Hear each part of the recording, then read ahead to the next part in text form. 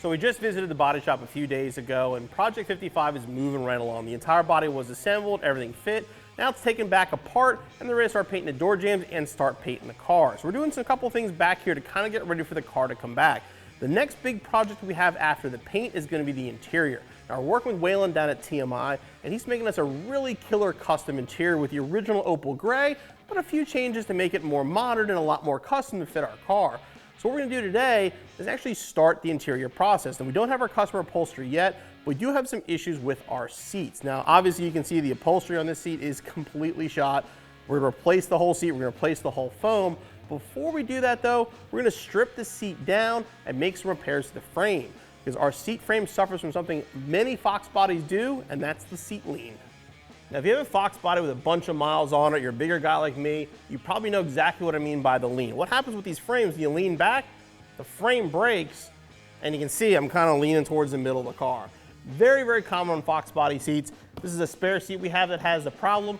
Our factory Cobra seat also has the same issue. But what happens is the frame breaks. And before we want to put any kind of time into repairing those seats and making them look nice, we've got to make sure they're actually going to be safe and structurally sound. So we're going to rip the seat apart and repair the lean.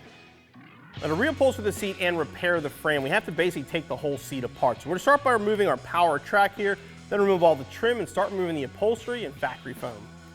And the reason we're taking this apart, the nice thing with the TMI kits is they're designed to use your original seat frame, which is why we have to make sure ours is in good shape. So we're going to reuse our original track, all the original controls, everything's going to stay the same. We're just going to have new foam and then brand new upholstery. And the nice thing with TMI is they're designing their stuff to use the factory frames and stuff like this, and they're going to use the original color. So we're still going to have opal, it's still going to be leather, it's going to be very much like the original. Again, a couple small changes to customize it, make it mine, but it'll be very cool when it's done.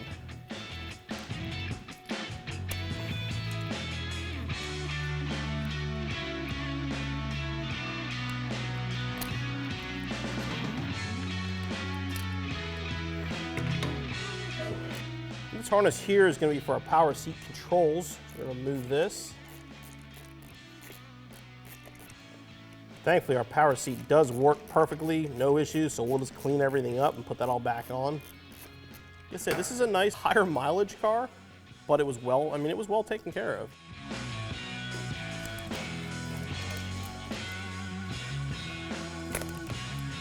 All this plastic is from when this car was brand new. They come wrapped in plastic and they put all this stuff on, so a lot of it gets left behind. So we'll remove our hinge cover. The seat lean, or the gangster lean as they call it, there's a lot of different reasons that caused it. It depends on how the car's used and the size of the driver. I mean, if you're like a bigger guy, sometimes it happened pretty early. If you race the car a lot and it hooks, it'll snap and break it too. Right now we're going to work on actually separating the bottom from the seat back by removing these bolts here.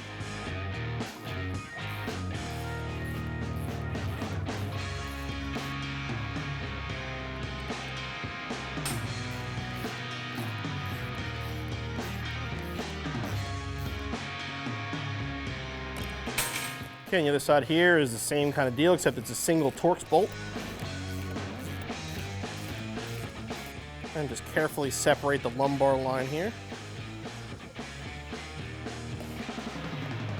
Okay, now we're going to move our lumbar switch. To do this, there's two little small kind of grooves in the bottom here. You sort of got to like pop it up.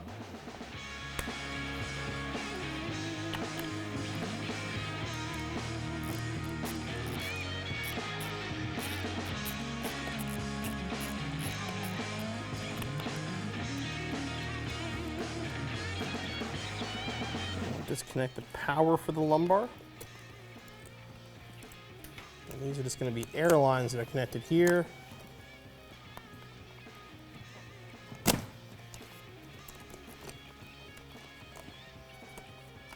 Remove the switch. Okay, remove the bolster adjuster. Grab a small 2mm Allen key. Slide that off. Okay, now we can remove our upholstery. Simply just clip on.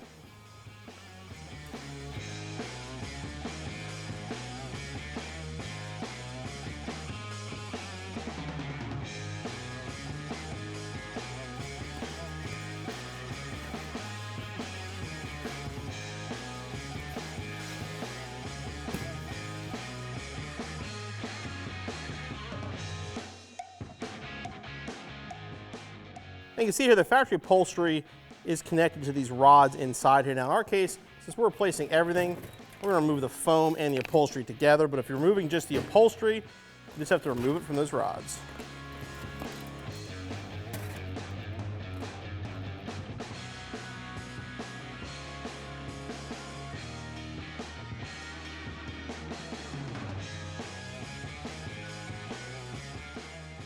Now this part of the frame looks good. I mean, obviously it's a little bit older. We'll clean it up before we put everything back together, but no real damage in here. Nothing we can't fix up quick and get it ready for new upholstery. Okay, now I'm gonna work on the seat back, which comes apart in a similar fashion. I just get 2 plastic clips here. Just gotta separate them.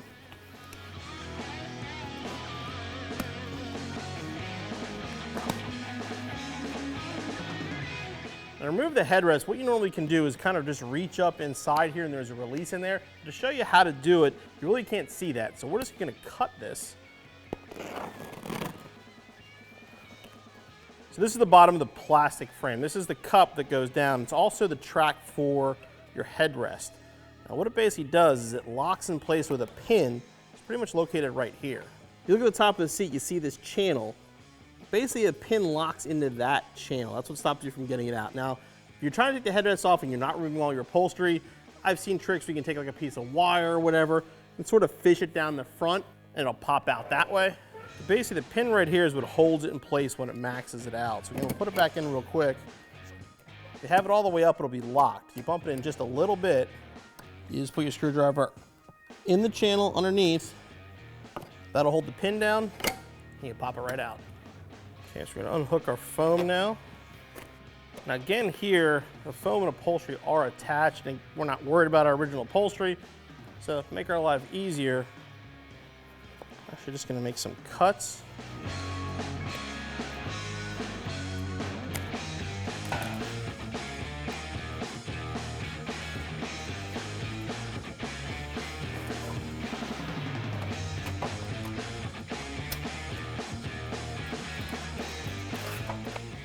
That we'll need that for the new seat. Okay, and I'm going to pull this cover off over here.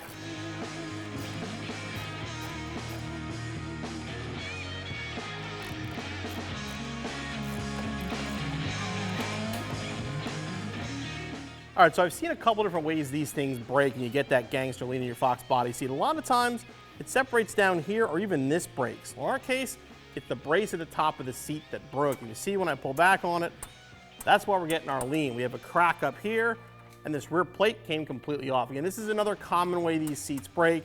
It's not here. It's usually down in this area somewhere. We're gonna show you how to fix it.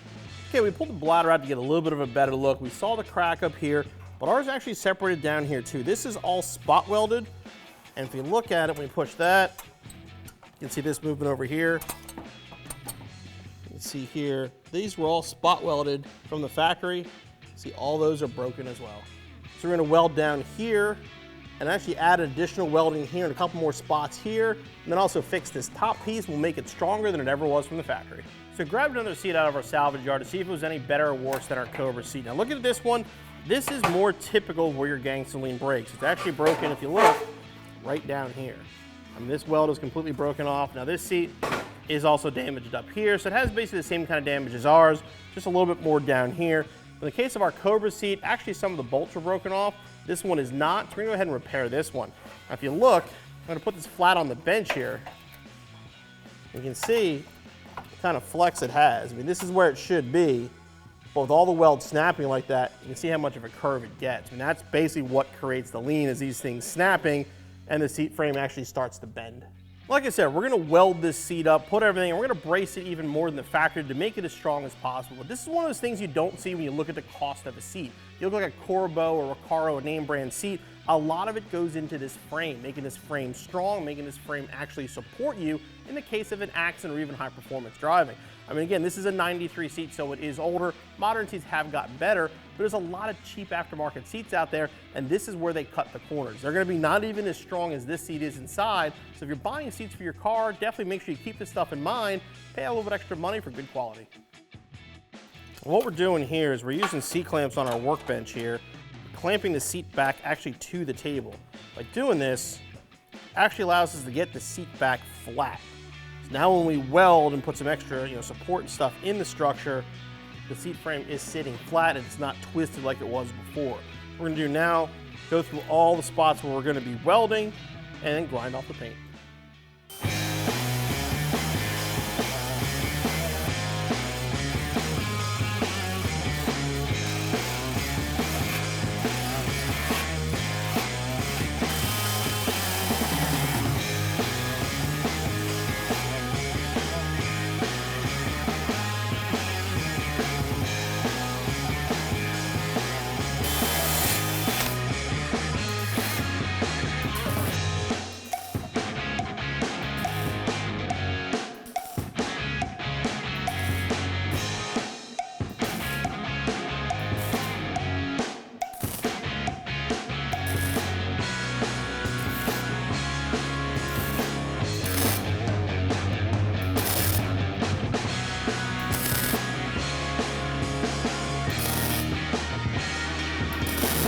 We're gonna remove the seat clamps and hopefully the seat doesn't twist, which I don't expect it to.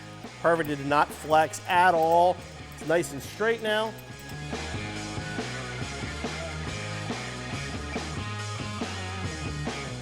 Now we'll just flip it over and we'll fix the problems on the other side.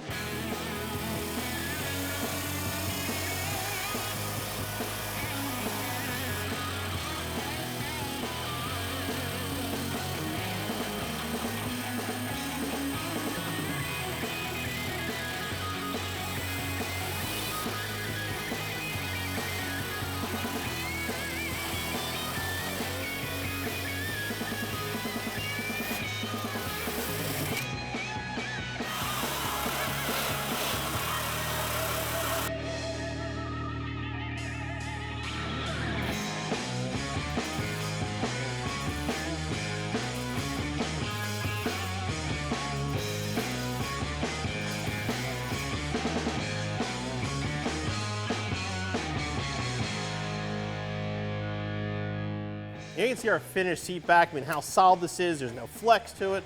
Here's one of our other original ones, and you can see, I mean, the amount of flex in this thing. This is the way it should be. This is actually better than it should be. With the way we welded this up, it's gonna be much more strong, much more solid than our factory seat. We get our upholstery on this thing, it's gonna be a much better overall bucket than the originals. Okay, as you can see, our seat we just put together to show you, but I mean, it is solid now. It's definitely gonna be much stronger than the factory seat was.